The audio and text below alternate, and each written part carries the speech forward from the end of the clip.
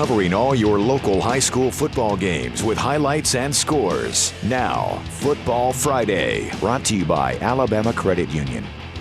Hello again, everybody, and welcome into the latest edition of Football Friday. This is Week 7 of the high school football season and Week 8 of WVUA 23's Football Friday, presented by Alabama Credit Union. Remember, Week 0 before we have Week 1. That's why there's a discrepancy between the weeks in the season and the number of Football Fridays. But visit alabamacu.com to learn more. Alabama Credit Union loans for real life. I'm Gary Harris, and we are ready to roll. Football Friday, an hour again this season, and we've got highlights from 16 high school football games for you this evening, plus our complete Football Friday high school scoreboard presented by Beulah Baptist Church, our Football Friday Band of the Week, our premier service company Outside the Huddle feature, recruiting tales around the SEC, and more.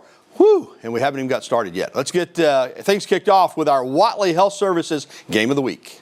Now, the Game of the Week, brought to you by Watley Health Services. Let's go over to Falcon Field for Central's homecoming matchup against Brookwood Region game. There's the homecoming king, Marquell Ward, and Queen Micaiah Lyles. Brookwood fell down 7-0 after a pick 6, but they bounced back. Jamarcus Jackson finds Wesley Patton 23 yards. We're tied at 7. Brookwood looking for their first region win of the year, and Central looking to clinch a playoff spot in Class 6A. And there is Trayvon Hall taking the direct snap, 13 yards to the house. Falcons up 14-7, and Central would never look back tonight at Falcon Field. The following possession, it was Hall again, bringing in this 24-yard laser from Romani White to put the Falcons up 21-7 still in the first quarter. After a Panthers fumble, it was James Freeman. He's going to turn on the Jets, and he's got reservations for 6. 51 yards later, he's in the end zone, and Central's up 28-7. Central continued to step on the gas for the remainder of this one, and the Falcons get what they were looking for. They clinch a playoff spot in Class 6A as they run away and hide. 56-14 the final. This is our Watley Health Services Game of the Week, so we will have further analysis on this matchup and what it means for the Central Falcons coming up a little bit later on in the show. More 6A Region 4 action, the Paul Bryant Stampede visiting the Northridge Jaguars in a bragging rights special. Paul Bryant out of the playoff picture, and Northridge was eliminated tonight with Central's win, but they still were playing for pride in this one. Northridge quarterback Mason Elam finds Adam Hall to make it 7-0. Ensuing drive, Paul Bryant's on the move, but that's not good. Pass is tipped and intercepted by Miller Arundel, and he is off to the races. 14-0 Jags. Minute remaining in the first half. Elam throws it toward the end zone, and Andrew Espy comes up with the catch. Great effort there to pull it in. 21-0. The Jags are rolling now. Paul Bryant backed up deep in its own territory on third down. Stampede running back Brandon Treadway is off to the races. Could he take it to the house? 90-plus yards. Oh, ankle-saving tackle. And Northridge doesn't give up the touchdown here, and they go ahead and get the win tonight, 35-10. So neither one of these teams going to the 6A playoffs, but Northridge has bragging rights over Paul Bryant for the 2025 season. Class 7A Region 3, Hillcrest traveling over to Alabaster take on Thompson. There's the Warriors' homecoming queen, Kayla Brown, tonight. First quarter, second goal for Thompson. Hillcrest, Adrian Love gets the stop. It's now third and go for the Warriors. That's a big man tackle right there. Trent Seaborn, though, on third down, drops back and finds KJ Jackson. They can't run it in. The Warriors will throw it. They got a lot of different ways they can beat you. 7-0 Thompson. Second quarter, Hillcrest quarterback Jordan Shambly drops back and launches it. Jalen Cook snags it for a first down, but Hillcrest would settle for a field goal. 14-3 Warriors. Still in the second, Thompson Seaborn hands off to Ariah Casey, who takes it right up the middle. Center cut, 60 yards. That speed is on display. 28-3. Still in the second is Casey again with a handoff, and he finds his way into the end zone once more. Thompson up 35-3, and the Warriors go on to take it tonight by the final score of 56-10. Tough night on the road for the Hillcrest Patriots this evening. 5A Region 3, Demopolis at SIPSEY Valley. We're going to pick this one up. Demopolis up 7-0 after a pick 6 on the first play of the game. Fourth and go for SIPSEY. Quarterback Kingston Truell finds Trent Cole in the end zone. We're tied at 7. And a little jig there in the end zone for the Bears. Tigers driving now from Demopolis. And quarterback John McAlpine looking for Frederick Aldridge and finding Aldridge behind the defense. Man, you got to get on. Can't let those guys get value like that, especially when you are free safety. 14-7, though. It's a touchdown for the Tigers. Demopolis again now. And this time it's McAlpine to Bryant. Dees, great job of avoiding the trouble, and this kind of throws it up. And Dees goes up and claims it. You know, it's anybody's ball when it goes in the air like that. Tigers led 21-7 in the second quarter. Demopolis had 2 turnovers in the first quarter, a fumble and a pick 6. And they were able to make the plays that they needed to make. There's SIPSEY with a big hitter right there. SIPSEY trying to hang in, but as we go to the final score tonight, we're going to see that it was Demopolis pulling out the win. SIPSEY played tough, but Demop gets the victory tonight, 28-20 over the SIPSEY Valley Bears. 3A Region 5 battle for first place, VINEMONT at GORDO. Both teams came in unbeaten in region play.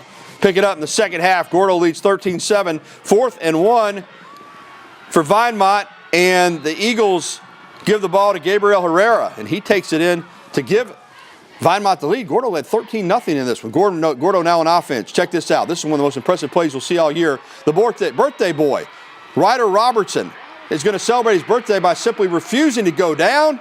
63-yard touchdown, and GORDO retakes the lead with 9 minutes to go in the fourth.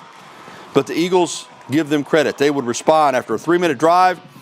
Watch big boy Dalton Bryan right here. He's wearing number 71, so you know he's got to be big and strong. They hand him the ball. He goes there for the touchdown. It's 22-19.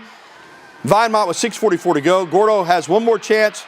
A crucial holding penalty made it 4th and 23rd, and then Robertson is sacked by Preston Hanners, and the Eagles hold on. I got to consider this an upset, even though they're a good team. The Eagles take first place in 3A Region 5 with 2 games to go. They win tonight at GORDO, 22-19. GORDO's undefeated season comes to an end. The Green Wave are now 6-1 and travel to Phil Campbell next week. All right, we're just kind of getting started here on Football Friday. We've still got a lot to go, including Tuscaloosa County High traveling to Hoover on a Thursday night matchup last night at Hoover Met. But first, a battle for first place in 4A Region 4 between Bibb County and Oak Grove. This was a good one. Those highlights when Football Friday returns here on WVUA 23.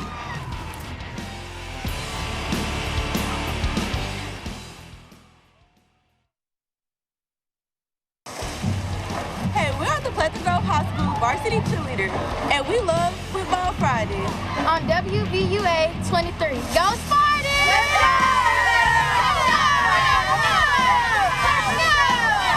Love our cheerleaders. Pleasant Grove brings us back into this edition of Football Friday on WVUA 23. I'm Gary Harris. Let's get back to the games. First place on the line tonight in Class 4A Region 4, Bibb County at Oak Grove. Here we go. 2 good teams, good game. Oak Grove quarterback Caleb Harkey finds Keeson Gaither, who brings it in for a first down. Later on the drive, running back Brawley Burns is stopped short by the Bibb County defense.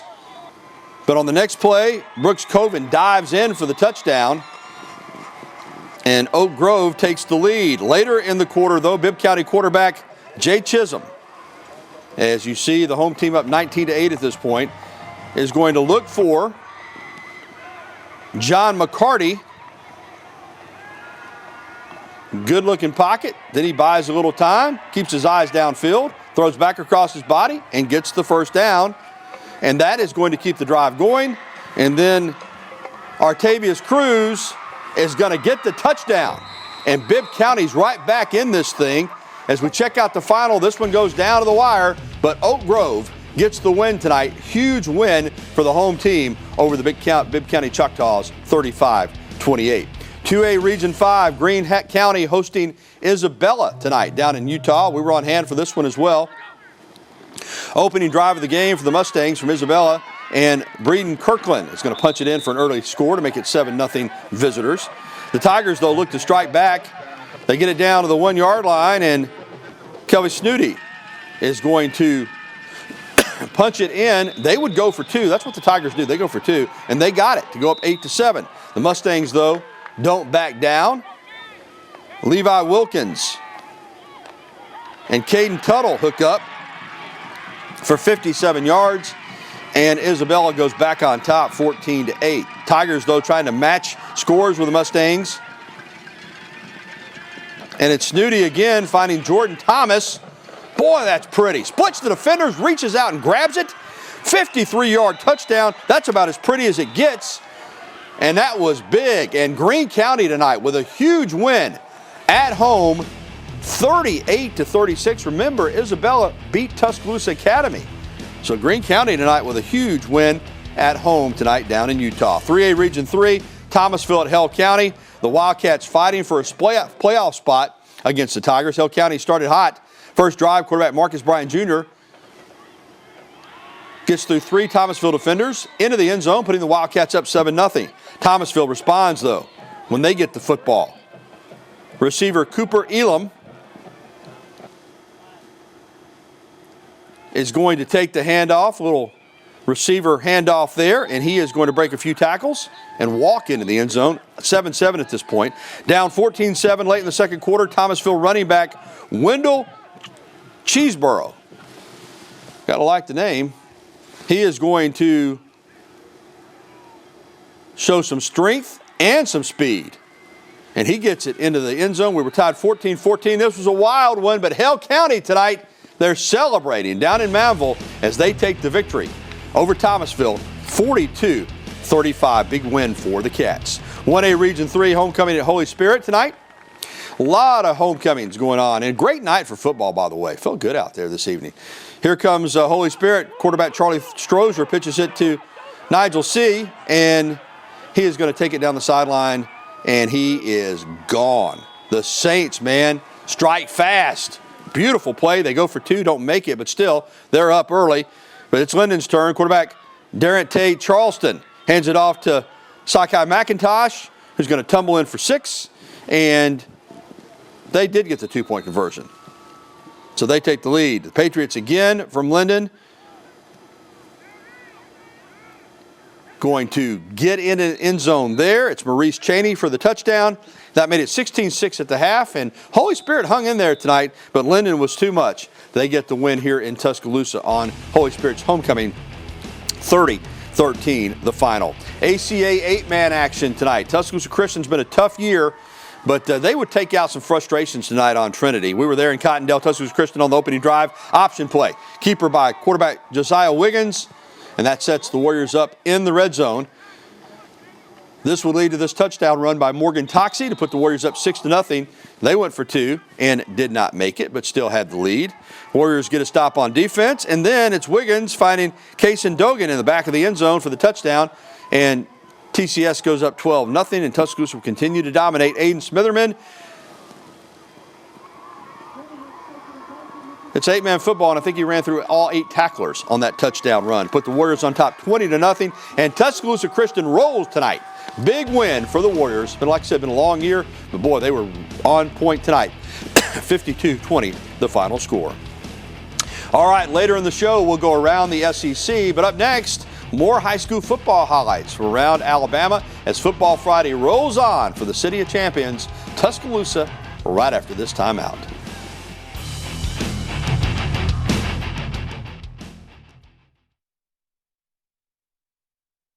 We are the MCADORY Yellow Jacket Cheerleaders, and you're watching Football Friday on WVUA 22.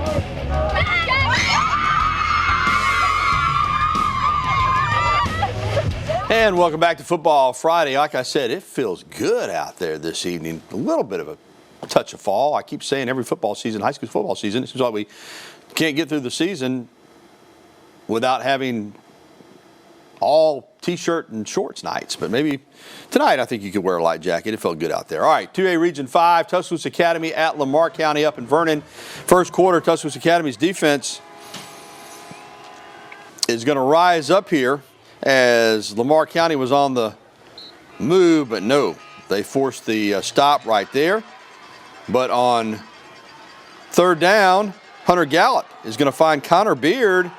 They get the first down inside the 10-yard line, 1st and goal for the Bulldogs, and Camden Guyton is going to finish off the drive as he punches it in, and Vernon goes up 7-0 over TA. Could be an upset in the making, but TA says not so fast. Quarterback Martin Norris, who is really talented, although I could have probably handed it off right there to Ty Johnson. Ty Johnson does the rest. He busted down the left sideline for big yardage, but from there, this is what Norris can do so well. In addition to handing off, he can really throw the football. Look at that slant right there to Matthew Atkins to tie it up at 7. And then TA goes on to get the win tonight on the road, 42-20. Nice win for the Knights over the Lamar County Bulldogs up in Vernon. 5A Region 6 rivalry time with Moody traveling to nearby Leeds. This is the next installment of the Battle of the Bridge. First Blue Devil drive of the game, 4th and 5 for Moody. Jake Lowry finds Josiah Dozier. He'll reverse field, and then he's gone. That's just athletic ability right there. Should have never been a touchdown, but it is. Blue Devil strikes first 7-0. Standing room only tonight for this one. The Blue Devil defense then raises up and makes a play. Jagger Ledoff makes the stick. The ball is out, and Marshall Teofilo recovers. Moody with all the momentum early, and later the Blue Devils cash in yet again, and it's Dozier again, as he just had the number of the Leeds Green Wave early in this one, 14-0. But you know Green Wave pride would be on display, and Leeds wouldn't go down without a fight. Second quarter, Gavin Howard at Wildcat quarterback is able to reach it across the plane to make it 14-7. After a Moody field goal, Leeds drives at the end of the half, and they'll leave the half or get to the halftime locker room with 6. Howard again, 17-14 Moody. That was the score at the half. Let's check out the final in this big rivalry game, and Moody gets the win over Leeds. I'm telling you what, heck of a football game tonight, and Moody gets it done on the road, although they didn't have to travel far, but big win tonight for Moody. All right, 6A Region 3, Helena at Pelham. Pelham 3-1 in region play, hosting Helena. This is also a rivalry battle, and again, fans everywhere. Dylan Smith rolls left and dials up Marcus Arnold for a Panthers touchdown. And Pelham goes up 7-0. That was the only touchdown of the first half.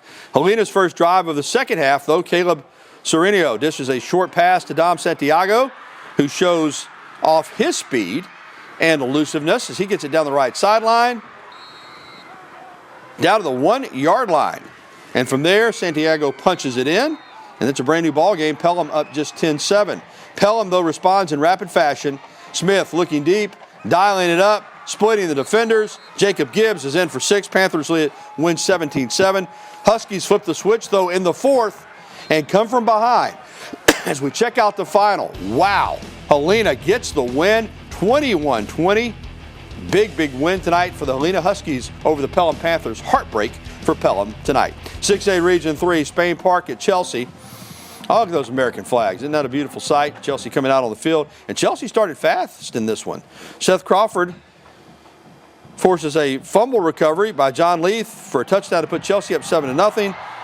But now 7-3. There it is right there as the fumble is picked up by John Leith, and Chelsea trying to pull an upset tonight over Spain Park, up 7-0. 7-3 now, and Spain Park's Hudson Hibbard is going to get it into the end zone to make it 10-7.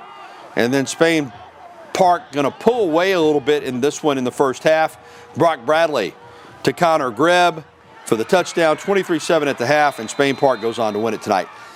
Chelsea scored first, but unfortunately they didn't score again. 44-7 is the final score. 6A Region 4, big game.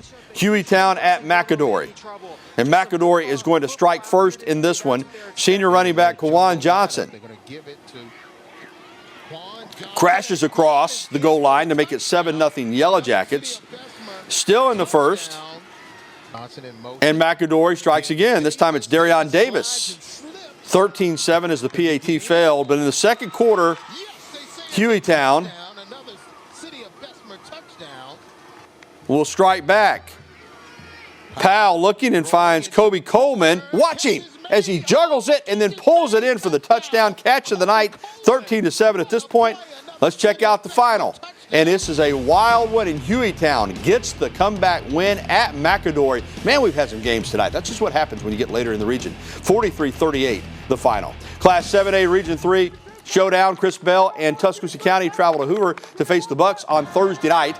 The Wildcats pack the defense for the trip. Trenton Henderson is going to break through the line and leads a group of tacklers on Hoover's Jonah Winston, the younger brother of Jameis Winston.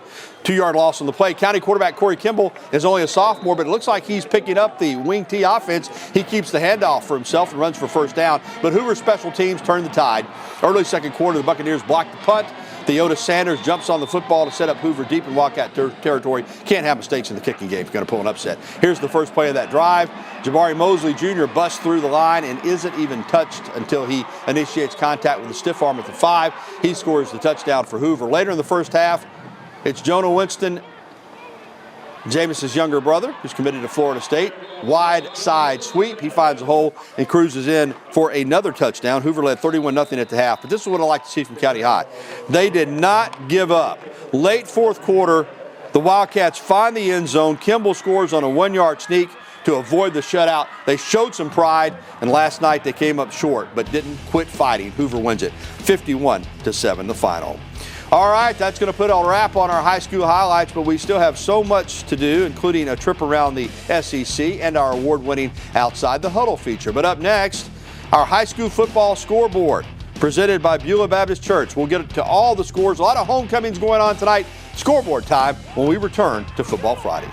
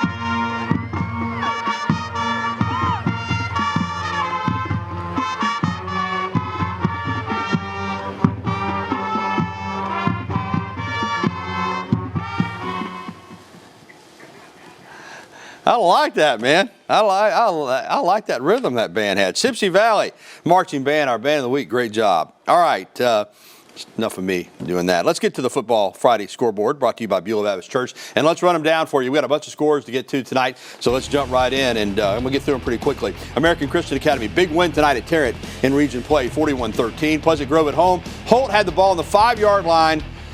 Goal-to-goal situation, and they fumble the ball with a chance to win the game. Tough loss tonight for the Ironmen, but they play Pleasant Grove tough. They're getting better over there at Holt. Northside tonight, they just keep on rolling. Played a lot of young players tonight, unbeaten, looking like one of the better teams in the region. They win tonight 49-25 over Jemison. South Lamar beats Pickens County tonight. Wild one, 42-37 the final there. It was Aliceville going to Vincent. Vincent wins at 27-0. University Charter shut out Choctaw County tonight down in Livingston, 40-0. We got all the scores in tonight. I like it when it's like this. Look at Fayette County. They blast Curry tonight, 67-16. And Southern Academy holds off Fort Dale Academy, 36-30 in AISA action. Summerton Christian and Berry canceled tonight. Don't know why. Don't know what happened, but they didn't play it. Southern Prep beat North River Christian here in Tuscaloosa, 66-12, the final. It was West Blockton winning at Fairfield 21-6, and Winfield took care of Oakman 32-10 the final in that one. It was Hubbardsville over Brilliant, big 64-6. Pell City down Shades Valley. Good football game there, 21-14 the final. It was Hewitt Trustful. Whoa, this is a costly loss for the Huskies tonight. They were lined up pretty well on their side of the bracket, but Prattville pulls the, I'll call it an upset tonight, 24-21 over Hewitt. It was Piedmont taking down J.B. Pennington 51-0 the final score in that one. Haleyville falls at Fultondale 26-21. Hamilton over Good Hope 28-21 the final.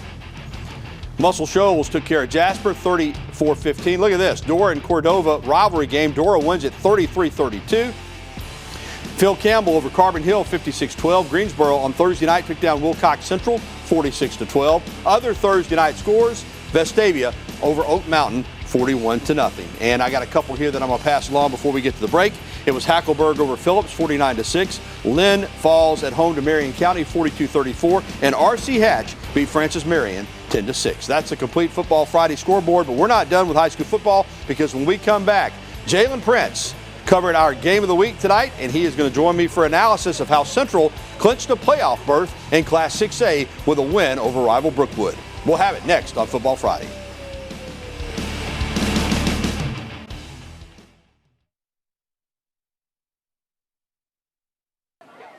We're the Brookwood High School cheerleaders, and you're watching Football Friday on WVUA 23 Sports. Go Panthers!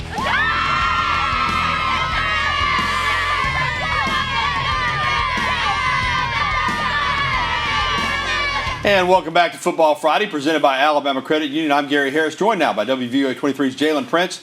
He shot and covered our game of the week tonight between Brookwood and Central. And Jalen, Central coming off a heartbreaking loss last week in region play by 1 point, a game they probably should have won, hosting Brookwood tonight. Brookwood looking for its first region win of the season after 2 wins this year, 2 more than they had all of last year. And Central looking to clinch a playoff berth tonight in Class 6A. So a big game here in Tuscaloosa. It was a big game in Tuscaloosa, primarily for what Central was going through at the last week. But give you a little bit of heads up. Grant Wolf, the kicker, he's doing real good. Yeah. He was perfect today, but that's because the offense was able to get into the end zone a lot. They only scored 7 points in the first quarter. It was 7-7 after that. Yeah. Then after that, it was an explosion. It was Armani White. It was Trayvon Hall again.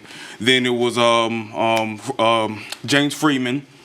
And did I mention Trayvon Hall? Yeah, you did. Yeah, you did. They got Central's loaded with a bunch of talent. And you mentioned Brookwood early hanging in there. This is an improved Brookwood team. It's 7-7 after first quarter, but Central wore them down, and they get that all-important victory for DeMario Pippin, the head coach, who came back to revitalize this program. He won a state championship as a player, as a running back, great running back in 2007. Now they're into the playoffs. Now they've still got some work to do before they get to the postseason, but do you think this Central team can get in the postseason and do some damage? Well, remember what the problem was last year. They started off really good, and coaches will even attest to this.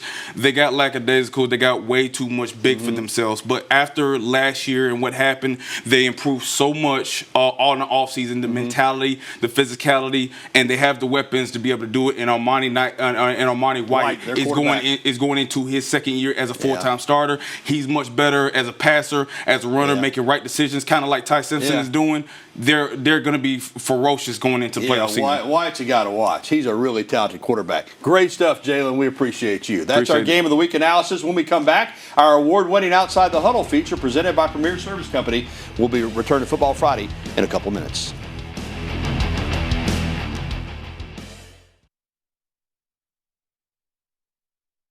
We are the ACA cheerleaders, and we love Football Fridays On WVUA 23. Go Patriots!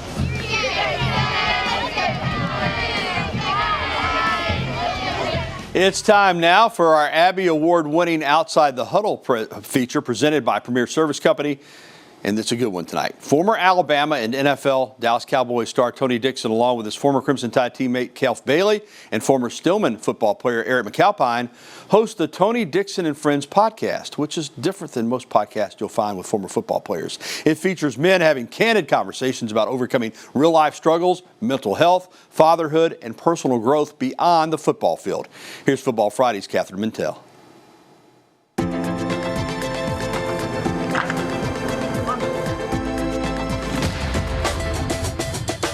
There's a difference between speaking and communicating. According to a 2025 study by the University of Arizona, the average person speaks 13,000 words per day, and that does not include words typed on our phones and computers. How much meaning and value do those words contain? You good, bro? And oftentimes when you ask people, are you good, or how are you doing, how's your day, they'll give you that immediate response, yes, I'm good. But we talk about following up. Best friends Eric McAlpine, Kelf Bailey, and Tony Dixon have made that check-in a public display with their Tony Dixon and Friends podcast. The concept feels simple. Close friends should be the ones that you feel most comfortable opening up to. It's not that easy. Why didn't you tell me? I saw you. Why didn't you open up? You know, because that's admitting that I have a problem. Growing up, all three friends were popular and standout athletes, eventually going on to play college football. Dixon and Bailey were college roommates at Alabama, but didn't learn to communicate until years later. And we did not even have the openness of conversation then to really know each other. Yeah. Imagine had we known then how to better communicate. You know, it may not have taken us 40 years to truly become brothers as we are today. Dixon played beyond college. He was one of the top defensive backs in college football and was selected by the Dallas Cowboys in the second round of the 2000 NFL Draft. A life that others consider to be a dream, but he realized his dream was not the pot of gold. Once you get there, you hadn't even thought further out. You know, so there's an emptiness that comes on the backside of success that nobody talks about. Dixon began withdrawing from teammates and friends and isolating. His spiral was only the beginning. Early in the NFL career, Dixon bought a gun with thoughts about taking his own life, going to concerning lengths and detail. The main issue, if he went through with it, people would know that he was battling depression and that stigma was unacceptable even after he was gone. That's not gonna work. I went and bought a motorcycle. Then I got another motorcycle.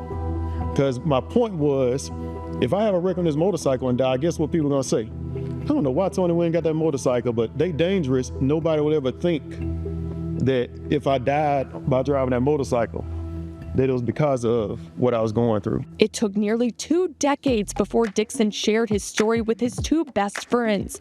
Those conversations produced the idea for their podcast. It's just life experience. And we just decide to put a camera in front of us and record our conversations, hoping to inspire other people, because as we realize it, other people are dealing with the same thing.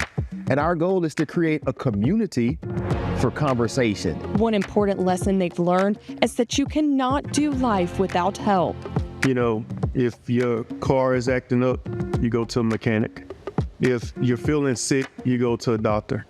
If you need to learn something, you go to school.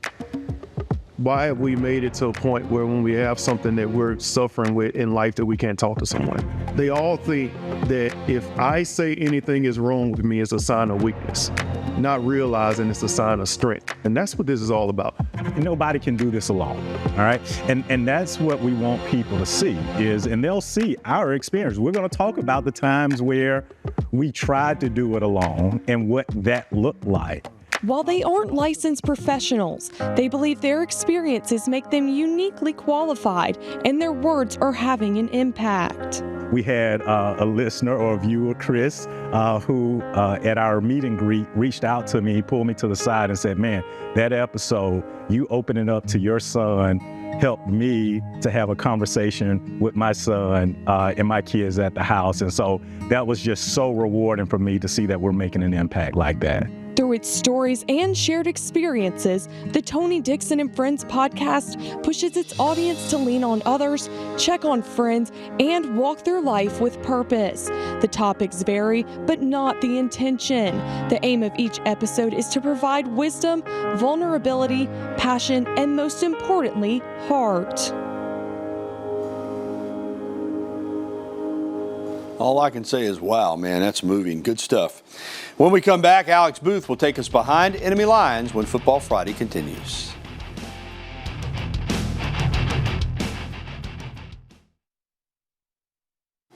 Welcome back to Football Friday. A lot of the national analysts that I've seen are picking Mizzou this week to upset Alabama tomorrow in Columbia. Alex Booth takes us behind enemy lines for the scoop on what the Tigers need to do to tame the Tide.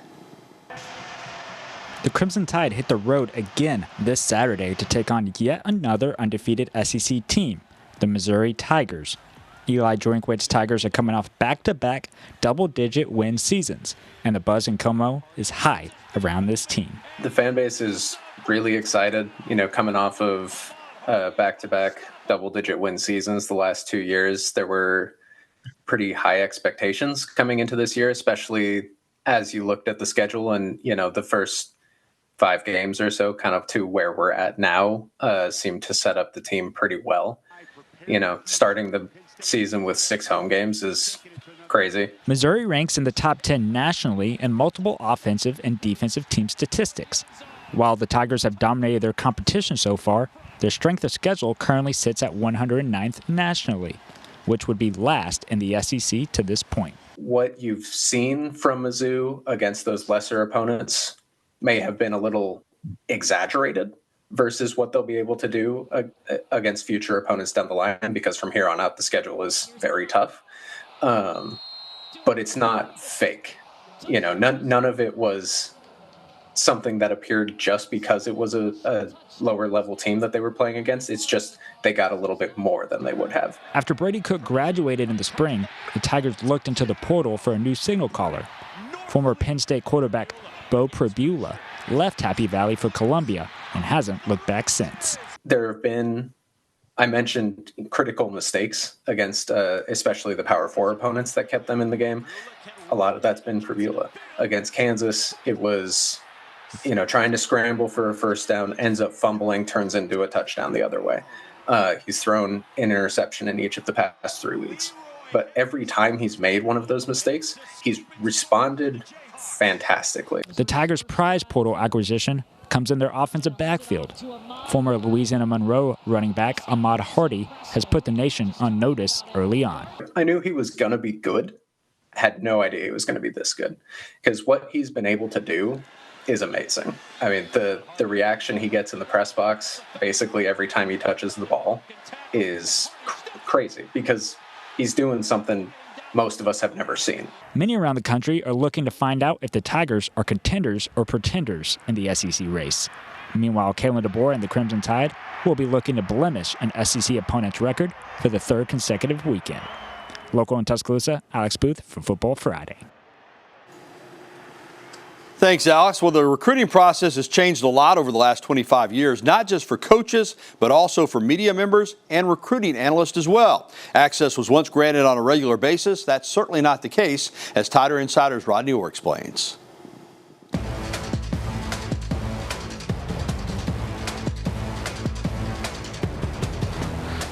25 years ago, you could walk into the football complex, walk up the stairs, and go to a coach's office. Nobody would ask you a word. Back then, I mean, you know, you could just go in and meet the coaches. You could talk to them. And back in those days, they would use you in a way. And what I mean by use, just to give you an example, in 1998, when Alabama went to Arkansas and lost 42-6, the next week they were to play Florida. The night before the game, I'm standing out in front of the football complex. I hear somebody yell my name, turn around. It's Ronnie Cottrell, assistant head coach, recruiting coordinator. He says, "Look, you got to come up to me to my office." I said, "Okay."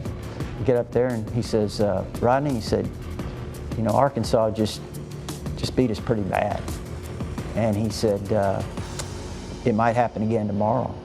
And he said, "What might happen, I'm afraid, is I've got all these guys committed, and I've got several other top-notch guys that want to come to Alabama. But if we get beat badly again, that could really hurt our recruiting class. I need your help. You have to make the people believe that, hey, we're taking steps. This is a process.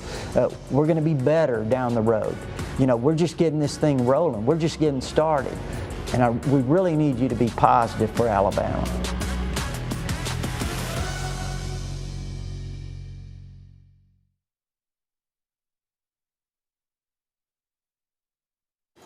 Welcome back to Football Friday. In addition to Alabama at Missouri, there are several other huge matchups this weekend. Jack Bentley Lester takes us around the SEC. Alabama is on the road at Missouri, but that's not the only big game in the SEC this week. We start down in College Station as the Florida Gators take on the Texas A&M Aggies. Florida looks to build on its momentum from last week after taking down Texas in the Swamp. Florida quarterback DJ Lagway played his best game of the season last week against Texas, going 21 for 28 for 300 yards, 2 touchdowns, and 1 interception. The Florida defense was flying as the team accrued 6 sacks and 2 interceptions. Texas A&M, on the other hand, has played like a powerhouse in the SEC. The 5th-ranked Aggies are coming off a dominant road win against Mississippi State, 31-9, and look to continue its undefeated season. Quarterback Marcel Reed has been good, but has struggled with accuracy this season, as he has a 59.7% completion percentage. The Aggies also have a 2-headed monster at running back, with Le'Veon Moss and Reuben Owens II, Moss has 343 yards and 5 touchdowns on 5 yards per carry, and Owens has 270 yards on 7 yards per carry. And on defense for the Aggies, Cassius Howell is second in the country in sacks with 7. Now we head to Auburn, Alabama for the Deep South's oldest rivalry, as the Georgia Bulldogs will travel to Jordan-Hare Stadium to take on the Auburn Tigers at night. The 10th-ranked Bulldogs are coming off a dominating victory against Kentucky and looking to continue the momentum after losing their 33 home game winning streak to Alabama. The bright spot for Auburn, despite 2 early road losses, is that the Tigers' defense has played great, only allowing 16 points against Texas A&M and 24 against Oklahoma. Auburn, along with hosting one of their biggest rivals, will be retiring Cam Newton's jersey. Hugh Freeze talked about how the offense can help the defense. You can't get in third and long constantly, and I don't know. I mean, I know you watch other games, and it's just not going to work out. And you know, the first thing we've got to do is not create penalties that put us in those positions. One of the biggest rivalries in college football, the 121st Red River rivalry. Number 6 Oklahoma and unranked Texas will clash at the Cotton Bowl at the Texas State Fair. Texas leads the all-time series 64-51-5 and is coming off a convincing win last year, 34-3. However, the preseason #1 team in the country has struggled this season and already has 2 losses, including a loss to a 1-3 Florida team on the road. Texas's Arch Manning has struggled this season after only putting up 7 points against Ohio State and throwing 2 interceptions against Florida. Manning is looking to put it all together and get a big win against undefeated Oklahoma, but nothing will be easy for the Longhorns in this one, as Oklahoma's defense ranks 2nd in the country in points allowed with only 7 just behind Ohio State. This Oklahoma defense is also 1st in total yards allowed and 2nd in sacks, so Arch is going to have to play close to perfect if he wants to pull off this win. Against a very good Oklahoma team, fantastic defensive team. Coach Venables, you can see, his footprint, his handprint all over this defense now in year 3. He's recruited the players that fit his style. They're very active up front, very athletic group, multitude of pressures, multitude of coverages. An update on Oklahoma quarterback John Mateer. He has been upgraded from questionable to probable for the game against Texas, but head coach Brett Venables says that Mateer will be a true game-time decision. That'll do it for Around the SEC for Football Friday. I'm Jack Bentley Lester.